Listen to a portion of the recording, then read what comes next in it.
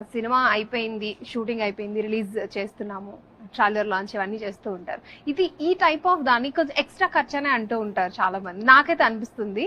So దీన్ని కూడా ఇలా డిఫరెంట్ గా ప్రమోట్ చేసి ఆడియన్స్ లోకి తీసుకెళ్ళాలి అనుకోవడం చాలా కొత్తగా ఉంది. ప్రేక్షకులు చాలా కొత్తగా రిసీవ్ చేసుకుని ఫస్ట్ ఆఫ్ ఆల్ నేను ఎక్సైట్ అవుతున్నాను నార్మల్ గా.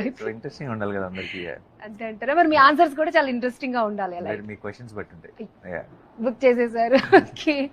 సో ఫస్ట్ ఆఫ్ ఆల్ నేను ట్రైలర్ చూసిన తర్వాత అసలు నాని గారిలో ఇంత వైలెన్స్ దాగుందా, ఇంత యాక్షన్ దాగుందా అనేది ప్రతి ఒక్కరు అనుకునేలా చేశారు.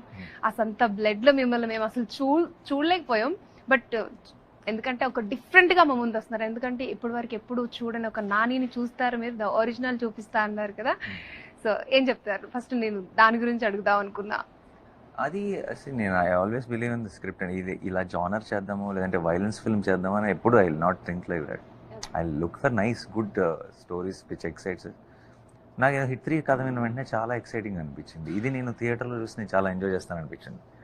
ఆ సినిమాకి ఏం కావాలో చేసుకుంటూ వెళ్ళిపోయాం.